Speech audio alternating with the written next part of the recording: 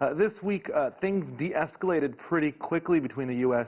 and Iran. We were on the edge of war there for a bit, and then it seemed to just go away. How did that happen? Was it back-channeling? Was it leadership on both sides?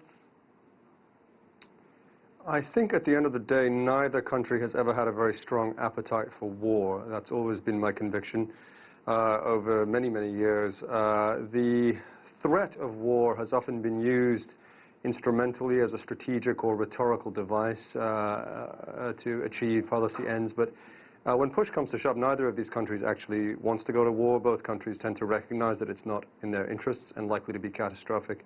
And I think we saw that this week.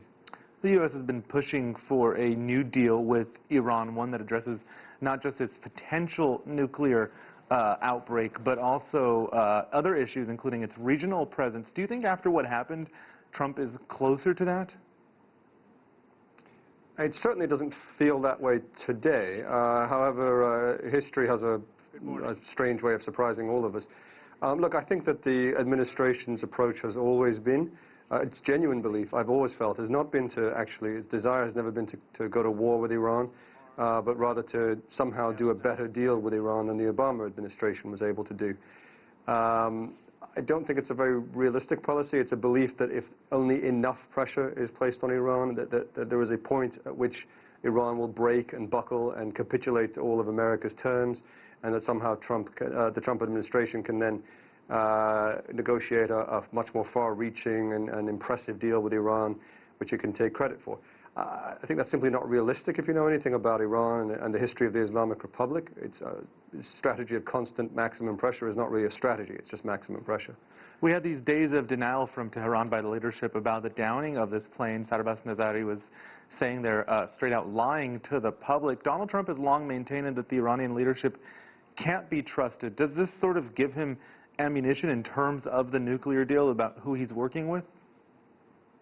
I think at the end of the day, it won't make a fundamental difference to the way the two countries see each other. I think my reaction to these really horrific, tragic events is that of a historian, which is that my mind went immediately when I heard about this and this is several days ago, to the events of July 1988, when, of course, Iran Air Flight 655 was shot down over the Persian Gulf accidentally by a U.S. missile.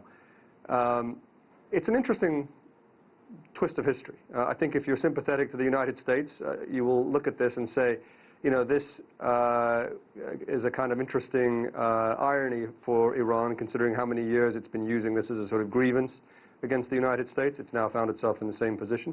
If you're more sympathetic to Iran, you might point out the fact that 31 years later, the United States has never really apologized for that incident or offered compensation to the victims. In fact, even eventually gave combat ribbons to the crew of the USS Vincennes.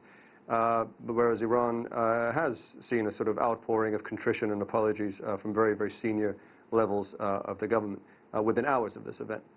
And indeed, many Iranians still view that event in 1988 as a defining part of their view of the U.S. I want to talk about the people. Before all this happened, there had been these large anti-government protests, and the world was watching. Has that attention, that momentum been lost now, do you think, vis-a-vis what's just happened? I think we have to be careful about making sweeping judgments in a very fast-moving time in both Iranian history and the history of U.S.-Iran relations. A lot has happened in Iran in recent weeks, from severe anti-government protests to severe, what you might think of as not necessarily pro-government protests, but protests that are more amenable to the government narrative.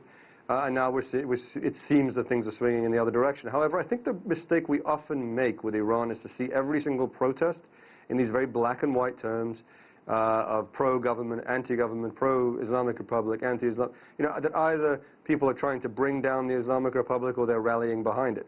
Iran is no different from most other countries in the world. People are able to maintain sophisticated and complex points of view. They can be opposed to a system of government, but perhaps angry at the United States for killing a beloved general. They can be angry at the United States and perhaps be angry at their government for mishandling, very tragically, an airline incident. I think that's what we're seeing right now. I wouldn't want to speculate in broader terms about what we're seeing until we know more.